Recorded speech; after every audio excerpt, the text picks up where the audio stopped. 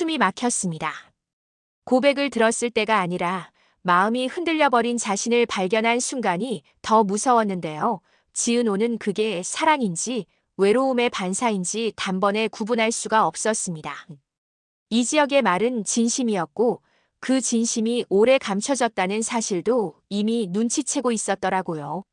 나 너 잡아야겠다라는 한 문장이 머릿속을 맴돌 만큼 강렬했는데 강렬함이 곧 오름은 아니라고 스스로를 다독였습니다.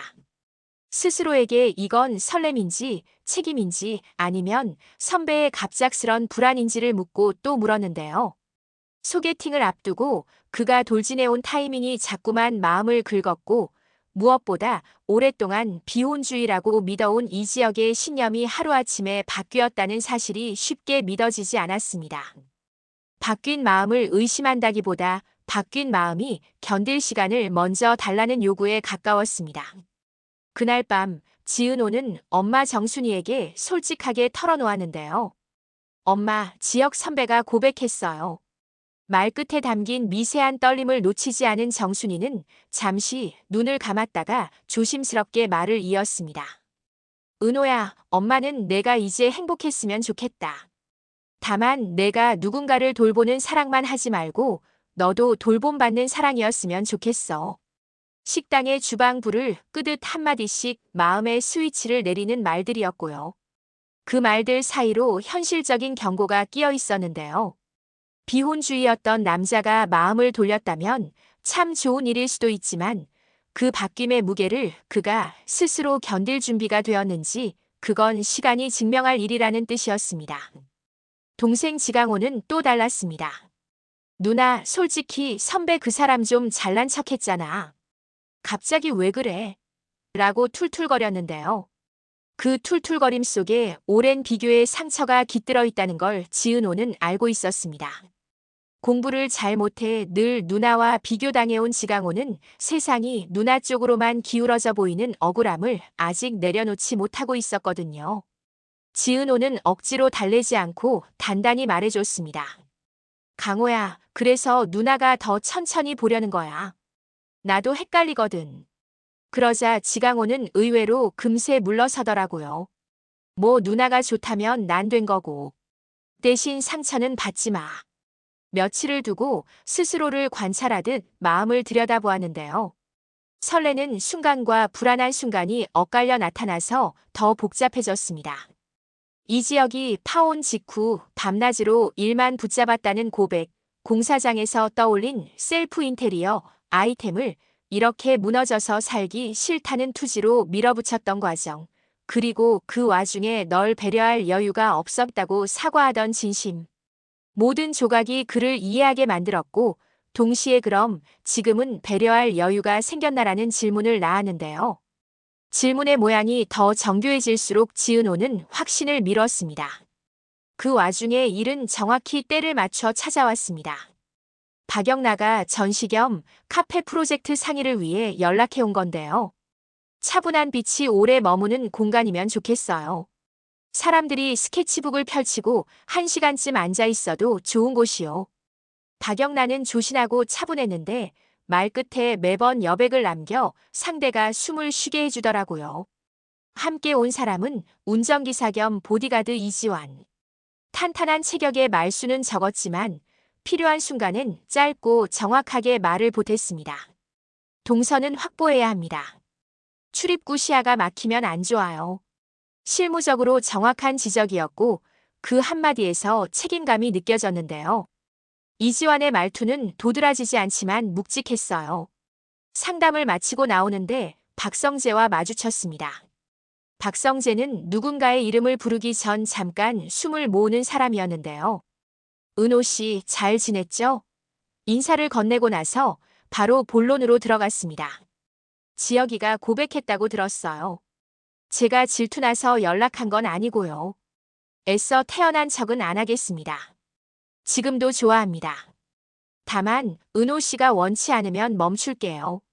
그 말은 감정을 밀어붙이지도 도망치지도 않는 균형 위에 있었고요. 금수저의 여유로 무시받기 쉬운 말투였지만 그의 태도는 이상하게도 겸손했는데요. 오래 지켜보아온 사람만이 가진 시선이었습니다. 그 시선이 지은호의 마음을 미묘하게 건드렸습니다. 누군가의 변화가 두려움에서 비롯됐는지 아니면 성숙에서 비롯됐는지 묻는 지은호에게 박성재의 태도는 비교 기준이 되어버렸거든요.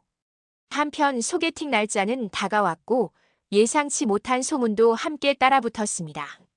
소개팅 상대가 박진석 회사의 핵심 협력사 대표의 조카라는 얘기였는데요. 좋은 사람이라는 칭찬 뒤에 따라붙는 인맥의 그림자가 갑자기 공기를 탁하게 만들었습니다.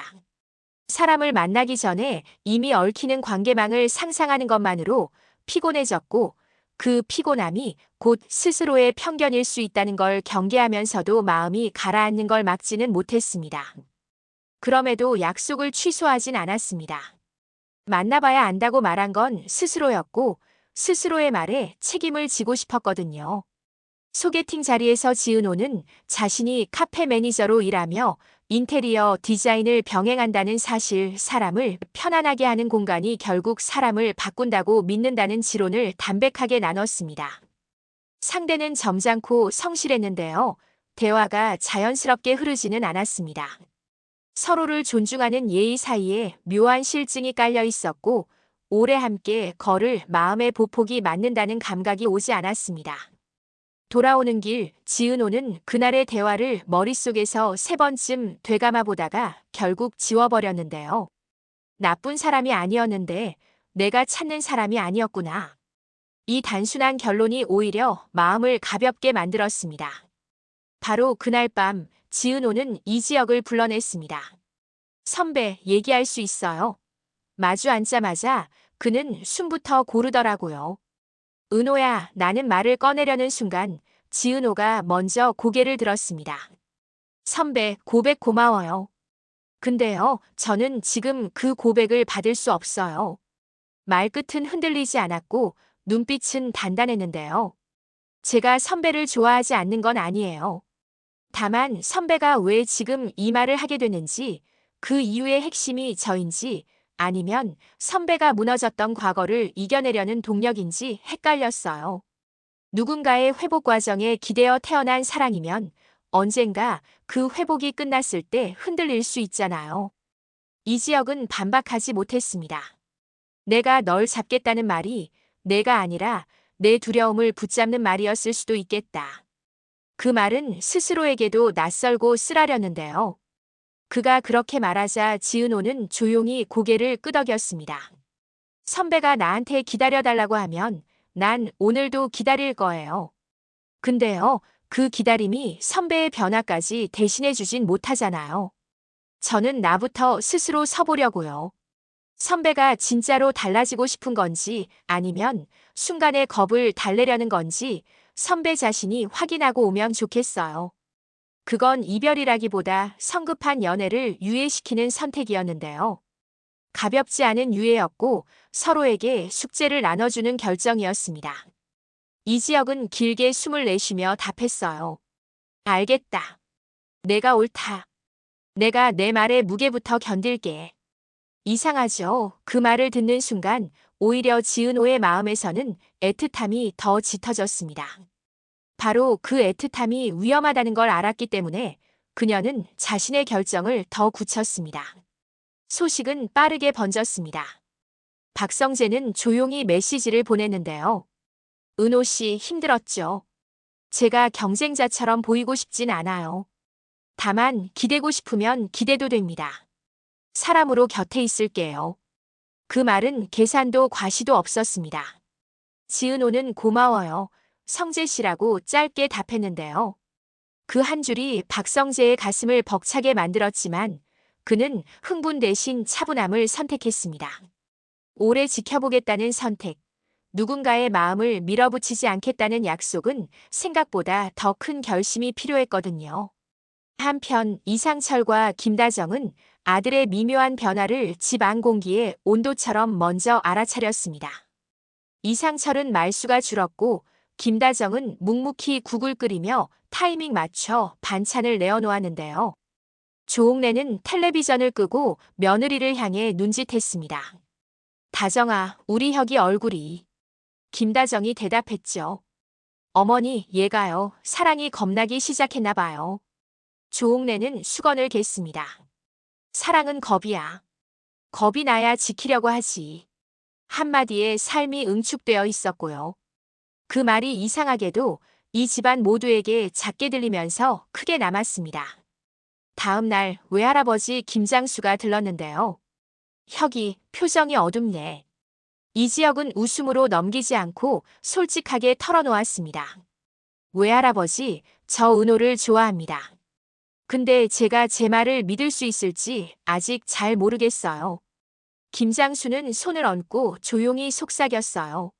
좋아하는 마음이 길을 만들기도 하고 벽을 만들기도 해. 비혼? 그거 좋다. 근데 내 다짐이 남의 마음 앞에서 벽이 되면 안 되지. 벽을 허물고 길로 만들 수 있나? 내가 먼저 확인해봐라. 그 말은 이지혁의 가슴 한가운데 박혔습니다. 오래 붙들어온 신념이 누군가를 밀어내는 벽이 된 순간이 있었는지 그는 하나하나 되짚어보기로 했는데요. 며칠 뒤 일이 또다시 인연처럼 얽혔습니다. 박진석 회사의 대규모 리모델링 프로젝트에 이지혁의 사업팀이 초대되었다는 연락이 온 겁니다. 실무 의사결정 라인에는 박성재가 있었고 부속 시설 가운데에는 박영나의 전시 공간도 포함되어 있었는데요.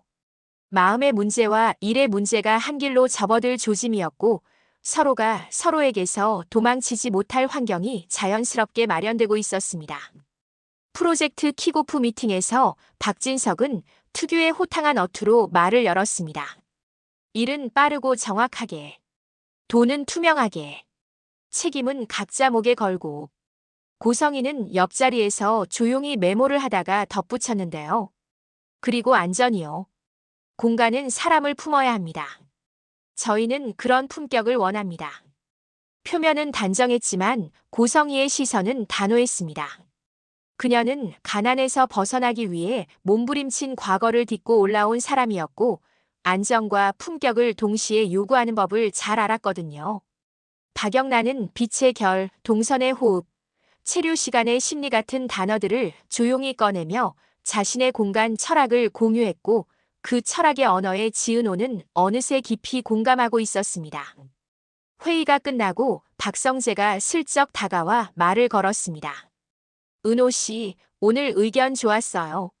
한 가지 혹시 내 부탁 하나 들어줄 수 있을까요? 잠깐 뜸을 들인 뒤였어요. 지혁이와 직접 실무에서 부딪히는 건 피하고 싶으면 말씀해요. 조정할 수 있어요. 그 말은 배려였고 동시에 자신을 통제하려는 의도가 단일도 없다는 확인이기도 했습니다. 지은호는 고개를 저었습니다. 아니요. 괜찮아요. 도망치면 더 복잡해지더라고요. 일은 일대로 해볼게요. 서로의 눈빛이 짧게 마주쳤는데요. 그 한 번의 마주침이 약속처럼 남았습니다. 우리는 서로를 존중한다. 그게 무엇보다 먼저다. 그 사이 이수빈이 등장해 집안의 공기를 조금 바꾸어 놓았는데요. 오빠, 브랜드 협업건으로 전시 공간에 팝업 제안해도 돼. MG 타깃한 패션 크리에이터 감도 좀 입히고. 이수빈의 말은 가벼워 보이지만 계산은 촘촘했습니다. 손해보는 일은 절대 하지 않는 성격답게 이수빈은 프로젝트의 주목도를 높이면서 자신의 영향력을 확장하려는 두 마리 토끼를 동시에 노리고 있었는데요. 박영란은 미소로 답했습니다. 전시는 조용한 호흡을 원하지만 잠깐의 생기도 필요해요. 조건만 맞으면 좋아요. 이지혁은 잠시 동생을 보다가 말했습니다. 수빈아, 내가 들어오면 화제성은 생기겠다. 대신 중심은 전시다. 그걸 흔들면 안 돼. 이수빈은 눈을 깜빡이며 웃었어요. 알죠. 나도 이제 철들었거든요. 모두가 웃었는데 그 웃음 속에서도 각자 다른 계산이 움직이고 있었고요. 시간은 흘렀고 프로젝트는 본격 궤도에 올랐습니다. 한 번은 자재 선정에서 큰 충돌이 일어났는데요. 이지환이 안전 기준 때문에 특정 벽체 자재를 고집했고 시공 일정이 뒤틀릴 위험이 생겼습니다. 지금 바꾸면 일정이 밀려요. 현장이 술렁였는데 지은호가 차분히 정리했어요. 자재를 바꾸되 동선을 재배치하면 밀림을 최소화할 수 있어요. 대신 구조 검토를 바로 돌리고 디자인은 제가 밤새 수정할게요. 모두가 놀랐습니다. 단호하고 담담했거든요. 그 순간 이지혁이 말없이 고개를 끄덕였습니다.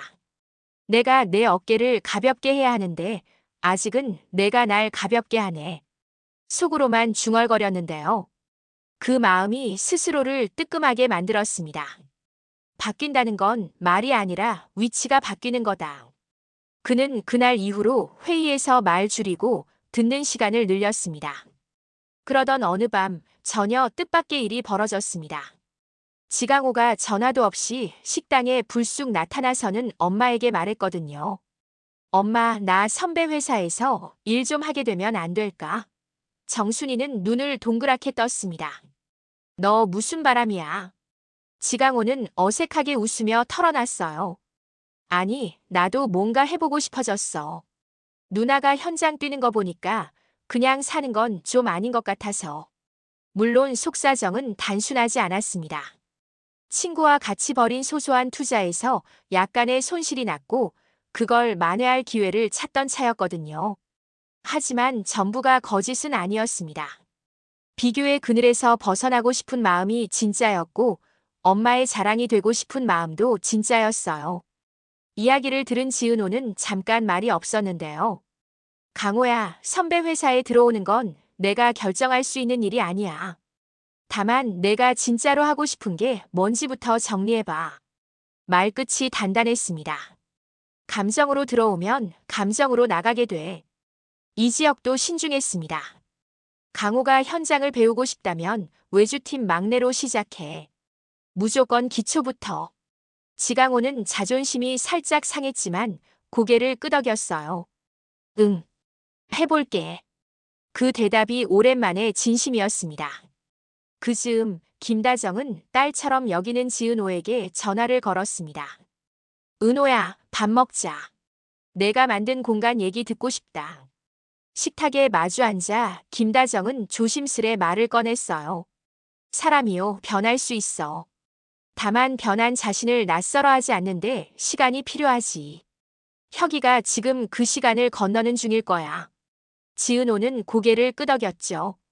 저도 선배의 변화를 믿고 싶어요.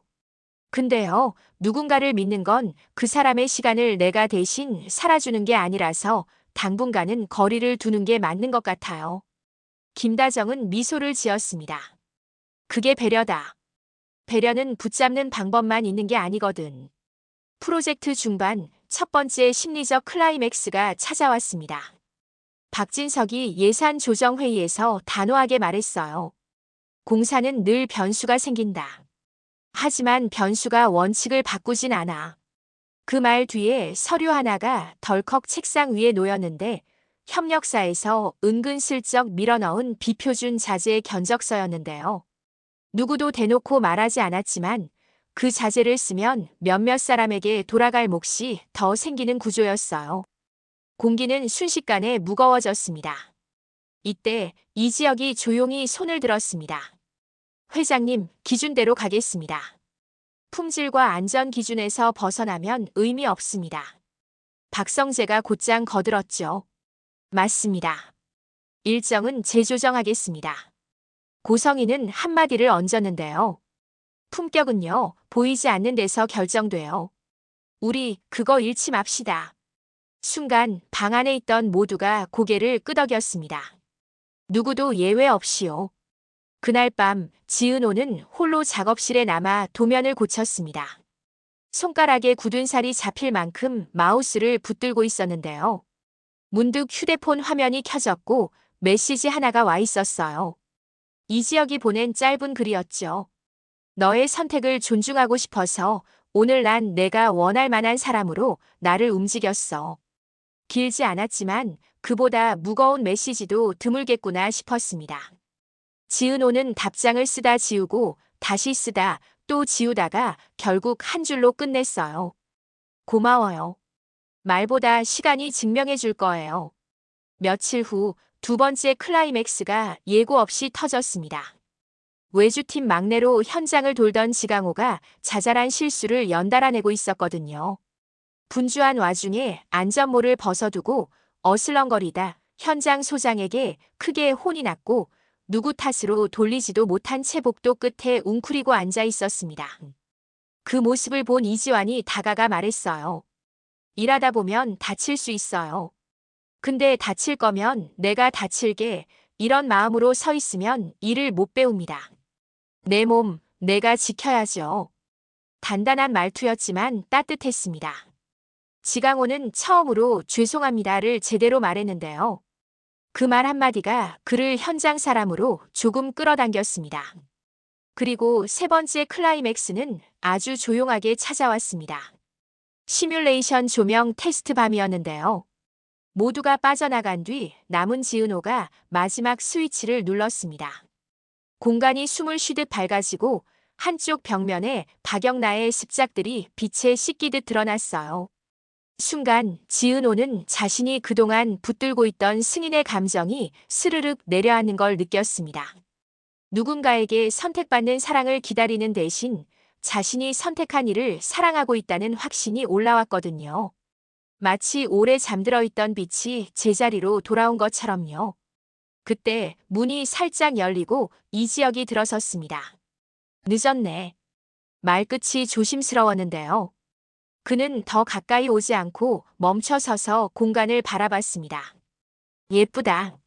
내가 만든 호흡이네. 지은호는 미소로 답했어요. 사람이 오래 머물 수 있는 호흡이면 좋겠어요. 잠시 침묵이 이어졌고 이지혁이 입을 열었습니다. 나 상담을 받아보기로 했어. 파혼 이후로 내가 내 감정을 피하는 쪽을 택했더라고. 그걸 인정하려고. 그는 변명하지 않았고 과장하지도 않았습니다. 내가 내게서 듣고 싶어 할 대답을 맞춰 들려주고 싶지 않아서. 대신 내가 진짜로 변하려고 한다는 증거를 하나씩 가져오려고. 그 말은 약속이라기보다 계획이었고 계획이라기보다 삶의 태도에 가까웠습니다.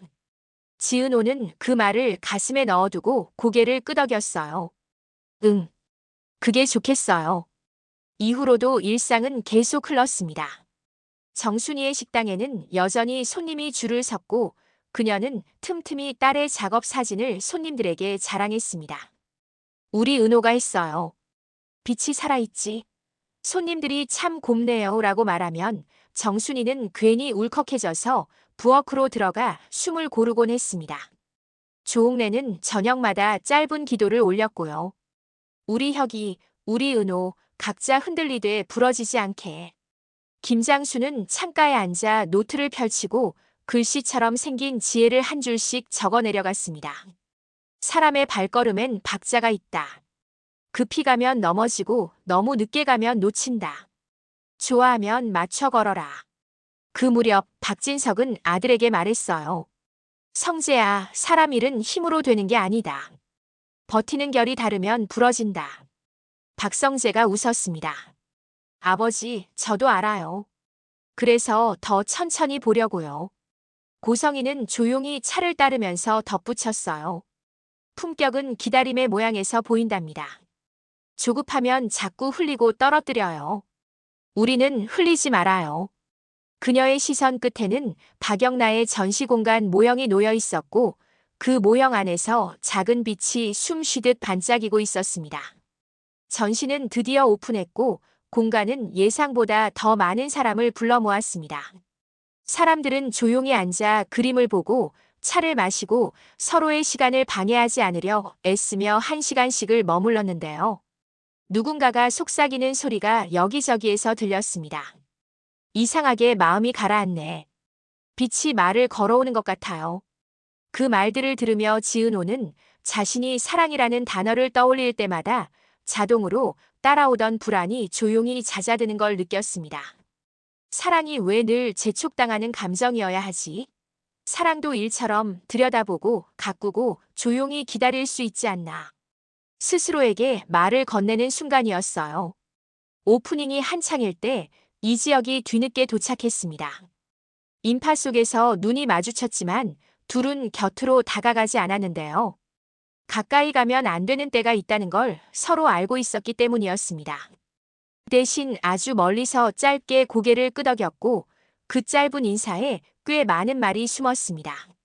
나는 나의 숙제를 하고 있어. 나는 나의 시간을 지키고 있어. 우리 서두르지 말자. 행사가 끝나갈 무렵 작은 소동이 벌어졌습니다.